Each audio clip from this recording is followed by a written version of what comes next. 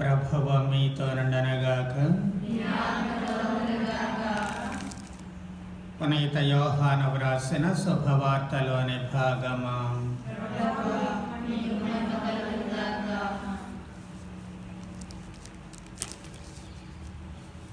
16వ అధ్యాయము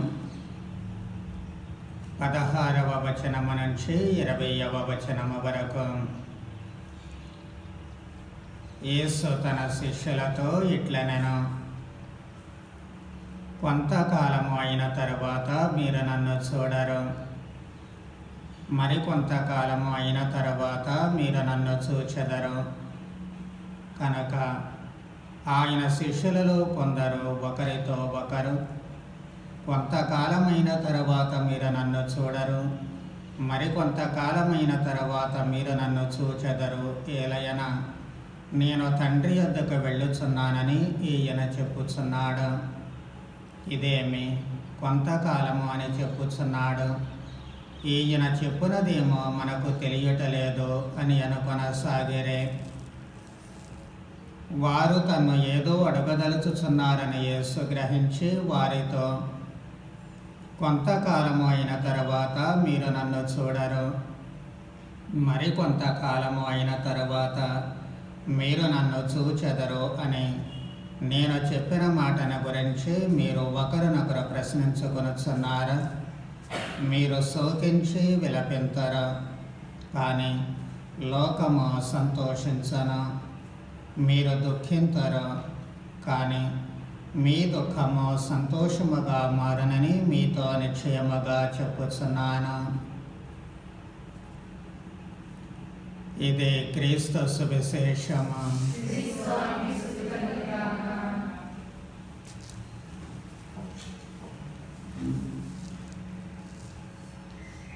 పవిత్ర ఆత్మను గురించిన ప్రభుని బోధన ముగింపు అంశాన్ని గురించి ఈరోజు తెలియజేస్తూ ఉంది. ఆదివారం నుంచి కూడా పవిత్ర ఆత్మను గురించి ప్రభువు బోధిస్తూ ఉన్నారు.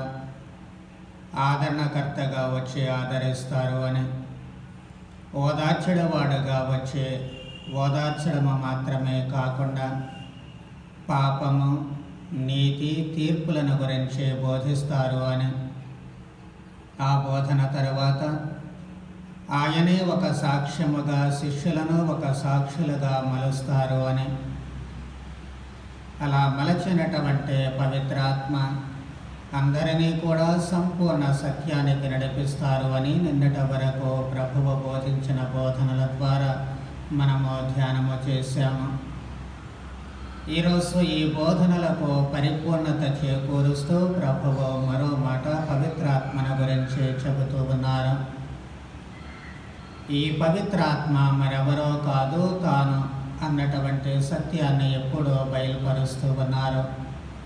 ఆ వచ్చి ఇన్ని పనులు చేసేటువంటిది ఎవరో కాదు కానీ యేసు. అందుకే కొద్ది కాలము మీరు నన్ను చూస్తారు, తర్వాత చూడరు, మళ్ళీ తర్వాత చూస్తారు అని చెప్పి అంటూ ఉన్నారు. చూడడము, చూడకపోవడం, మళ్ళీ చూడడం, ఈ అంశాలలో ఉన్నటువంటి అంతరార్థము ఏమిటి అంటే, ప్రస్తుతము ఆయన భౌతికంగా వాళ్ళ మధ్య జీవిస్తున్నారు కాబట్టి వాళ్ళ పంచేంద్రియాలు గ్రహించేటట్లుగా చూస్తూ ఉన్నారు. కొంతకాలం తర్వాత చూడరు.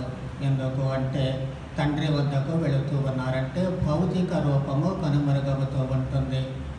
భౌతిక ఉనికిని వదిలివేస్తూ ఉన్నారు. భౌతిక ఉనికిని వదిలివేసినటువంటి సమయంలో క్రీస్తుని వాళ్ళు చూడలేరు, మళ్ళీ తర్వాత చూస్తారు అని చెప్పి అంటూ ఉన్నారు. ఆ చూడడము ఓదార్చడవాడు, ఆదరణకర్త పంపబడతాడు అని చెప్పినటువంటి మాటలు. ఆ ఓదార్చడవాడు, ఆదరణకర్త వచ్చినప్పుడు ఎవరు చూస్తారు? లోకము చూడదు, శిష్యులు మాత్రమే చూస్తారు. అమలోనికి వచ్చినటువంటిది ఆ పవిత్ర ఆత్మ ఎవరో కాదు కానీ యేసే అన్నటువంటి సత్యాన్ని వాళ్ళు గ్రహిస్తారు. గ్రహించినప్పుడు వాళ్ళ ఆనందము రెట్టింపు అవుతూ ఉంటుంది.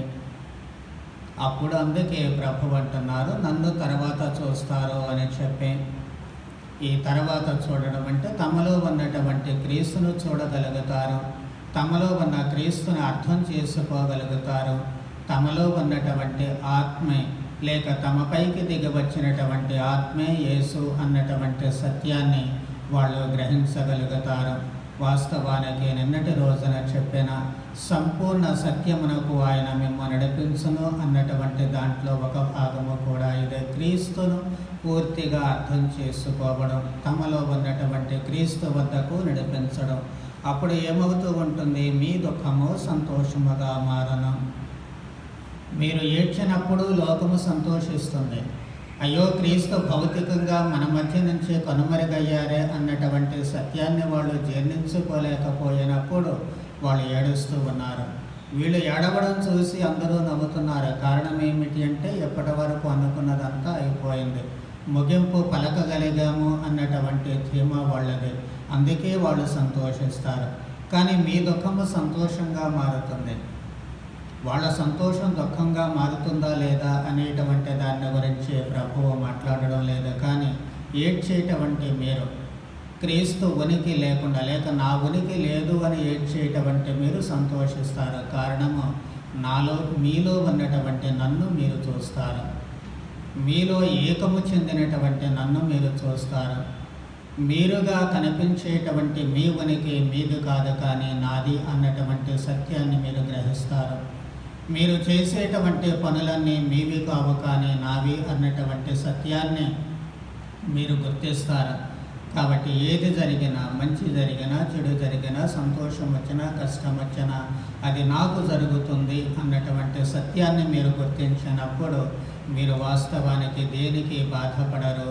ఓ విధమైనటువంటి తృప్తి, మేము క్రీస్తు పని చేస్తున్నాము, క్రీస్తు పనిని కొనసాగిస్తున్నాము, క్రీస్తులా జీవిస్తున్నాము అన్నటువంటి ఆలోచన వాళ్ళ మనస్సులకు ఓ తృప్తినిస్తుంది అని ప్రభువు చెప్పకుండానే చెబుతూ ఉన్నారు.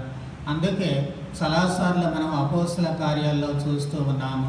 వాళ్ళని ప్రార్థనా మందిరములకు, న్యాయస్థానాలకు తీసుకుని వెళ్ళి తిట్టి కొట్టినప్పుడు అక్కడ నుంచి వాళ్ళు బయటకు వెళ్ళేటప్పుడు క్రీస్తు కోసము తాము శ్రమలు అనుభవించినందుకు ఆనందముతో దేవుణ్ణి స్తుతిస్తూ వాళ్ళు వెళ్ళిపోతూ ఉన్నారు. ఎందుకు అంటే ఆ పనులన్నీ చేసేది తాము కాదు, తమలో ఉన్నటువంటి క్రీస్తే. ఏ గౌరవము చెందినా క్రీస్తుకే చెందుతుంది, అవమానం వచ్చినా క్రీస్తుకే చెందుతూ ఉంటుంది. కాబట్టి ఏది ఎప్పుడు ఏం చేయాలో ఆయనకు తెలుసు, మనము నిమిత్త మాత్రలము అన్నటువంటి భావన వాళ్లకు కలుగుతూ ఉంటుంది. అది మానసికమైనటువంటి ఆనందాన్ని, తాము చేసే పనులకు మానసికమైనటువంటి తృప్తిని కలిగిస్తూ ఉంటుంది. ఈరోజు మనము కూడా అదే భావనకు గురి కావాలి. ఎందుకు అంటే ఆనాడు అపోస్తలులకే కాదు, ఈనాడు మనకు అదే ఆత్మ అనుగ్రహించబడుతుంది. క్రీస్తే స్వయముగా తన శరీర రక్తాల ద్వారా మనతో ఏకమవుతూ ఉన్నారు. ఆత్మ ద్వారా, తర్వాత తన శరీర రక్తాల ద్వారా మనలో ఏకమయ్యేటువంటి క్రీస్తు చిన్నప్పగారన్నట్లు ఇక నుంచి నేను కాదు, నాలో ఉన్న క్రీస్తే జీవిస్తున్నారు. మనకు గనక ఈ కొంచెము ఇంగిత జ్ఞానం ఉన్నట్లయితే మన జీవితాలు మారిపోతూ ఉంటాయి. మనం ఏం చేయాలి? నేను క్రీస్తును కాబట్టి ఎలా మాట్లాడాలి, నేను క్రీస్తును కాబట్టి ఏం చేయాలి, నేను క్రీస్తును కాబట్టి ఏ విధంగా ఇతరులతో మసలుకోవాలి అన్నటువంటి ఆలోచన వస్తుంది. ఆ ఆలోచన వస్తే క్రీస్తు ఏం చేశారు అనేటువంటిది మళ్ళీ వెళ్ళిపోతూ ఉంటాము వెనక్కి. క్రీస్తు మానవుడిగా మానవత్వముతో ఎలా జీవించారు అని నిన్ను అనుకున్నామే, ఆ మానవత్వపు జీవితము మళ్ళీ మన కళ్ళ ముందు మిగులుతుంది. మిగిలితే మనం కూడా మనుషులముగా జీవించడము నేర్చుకుంటాము, మనుషులముగా జీవించడము మొదలు పెడతాము. అంతకంటే ఆనందము ఎక్కడా మనకు దొరకదు. అది ఈ లోకములోనూ పరలోకములో శాశ్వతము చేయబడుతూ ఉంటుంది. కాబట్టి మనలో ఉన్నటువంటి ఆత్మను, మనలో ఉన్నటువంటి క్రీస్తును మనము ఎప్పటికప్పుడు జ్ఞాపకం ఉంచుకోగలిగేటట్లు మనకు ఆ విధమైనటువంటి జ్ఞానాన్ని ప్రసాదించమని, తదనుగుణంగా మన జీవితాలను మలుచుకుంటూ సంపూర్ణ సత్యములో క్రీస్తు మానవత్వముతో జీవించే భాగ్యాన్ని ప్రసాదించమని ప్రార్థన చేద్దాం. పితా పుత్ర పవిత్ర ఆత్మ నామమున.